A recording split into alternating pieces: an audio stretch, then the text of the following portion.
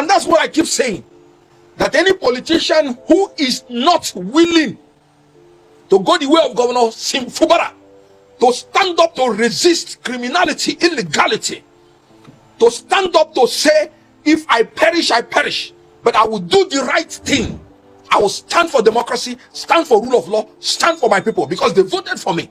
Any politician who is not ready for that resistance and protest should step aside. What Governor Sim Fubara is doing is absolutely correct. He's resisting intimidation, manipulation. He's resisting people who want to take over River State and the local government in a manner that the Constitution has not decreed. Why is Kenneth Okonkwo placing so much burden on a victim? In all he said, he never dedicated like 2 sentences to condemn the people who stole his mandate. What he's asking from P2B is like asking someone whose vehicle was stolen. The people who carjacked him were armed, he wasn't armed, and he's asking the person why he didn't fight back. It doesn't make any sense. Is he going to fight armed people? Nigerians voted for P2B in the 2023 presidential election, but INEC connived with other state actors and stole the election and gave it to someone else. No matter how illegal it sounds, they still did it with state power, with full state authority. So you cannot do otherwise except go to court. Yes, which was exactly what P2B did. He thought, like the other time it happened to him when he was governor of Anambra State, he went to court and recovered his mandate after more than 2 years. But this time, after he lost his mandate, he went to court. The court denied him that mandate. How else is he going to fight? Kenneth Okonkwo wants him to fight people who are armed with full state authority. They control the police, the army, every security agency in Nigeria is under their control. How else? He wants P2B to play into their hands and break the law so that they will now capitalize on it and jail him and humiliate him. You see, the goodwill P2B enjoys today in Nigeria is because of his character. Nigerians have absolute trust in him that if he gets to power, he will never steal a penny or even watch why people steal pennies from Nigeria's treasury. He will never do that. Nigerians have that absolute confidence in him. So before someone like him can have this kind of character to conquer greed, that person won't be someone with questionable character or someone that can easily break the law or become violent. So people should understand that the reason P2B is in politics today is because Nigeria is not working. If Nigeria is comparable to even upcoming economies in the Southeast Asia, places where they at least run their economies well, there is virtually no corruption, he wouldn't be in politics. He would be running his private business, enjoying his life. He said it himself, and the fact that he presented himself for the presidency doesn't mean he should show that he's desperate for the change. No, it's not necessary. Yes, Nigerians voted for him, but this mindset that someone will always save you, Nigerians should get out of that mindset. It's understandable that Kenneth Okonkwo is frustrated like every other Nigerian that participated during the 2023 presidential election.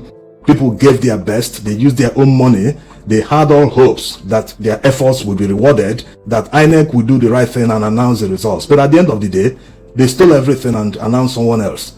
There's nothing you can do except you want to start an armed insurrection. But that's not the right way to go because it will be bloody. From consumption to... Not that there's anything wrong in a political leader leading a protest, but the way Kenneth Okonkwo is going about it, he's equally a popular person. He can go out and lead a protest and demand for change. The mentality needs to stop. Nigerians always expect that someone must lead a protest. What is wrong in anyone leading any protest or people just assembling themselves and protesting? Look at what happened in Bangladesh in August. The students were protesting for something else until the police cracked down heavily on them and killed several people, hundreds. This motivated them to troop out more, and eventually they marched to the government house and the prime minister ran away. The same thing happened in Kenya. They didn't wait for any political leader to lead the protest. They assembled themselves, citizens, coordinated among themselves and protested. At the end of the day, the government yielded to some of the demands. Some were not met, but at least they are better off than waiting for one leader to come and save them. So the fact that you voted for someone doesn't mean you have to place the burden of upholding the results and the mandate on the person you voted for. No, it's not his job. It is the job of INEC to uphold the results the way people voted. It is the job of the INEC to make sure they uphold the will of Nigerians.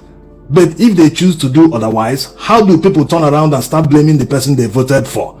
It's not his job to uphold the results. He already did his job. He marketed himself, he campaigned and convinced people to vote for him. People were convinced, they voted for him.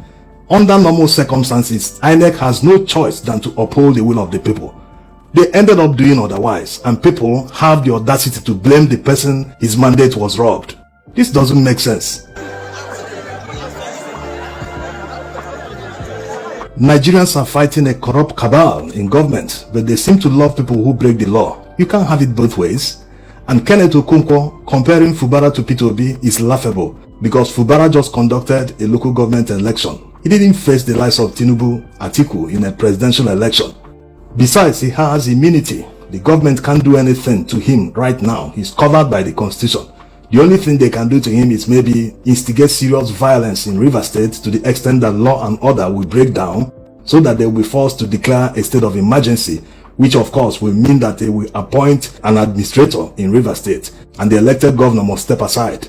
They can prolong this every 6 months till his tenure ends. That's the only thing they can do to him.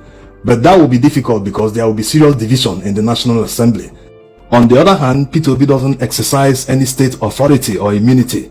It's like every other Nigerian who is not holding a political office. Even when he was governor, he faced worse opponents, criminals who hijacked the state. These guys kidnapped a serving governor, that's Chris Ngige. In everything that Wike has done to Fubara in Rivers State, he hasn't kidnapped him yet. These guys in Anambra at the time kidnapped Chris Ngige with the help of the police. So you can understand what Peter Obi did. He fought all of them hands down, and they had to run away from Anambra to Abuja and elsewhere.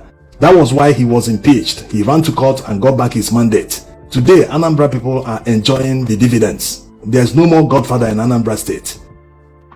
Like already said, while it is understandable the angle and frustration from where Kenneth Okonkwo is coming from, but it seems he's focusing too much on Peter Obi.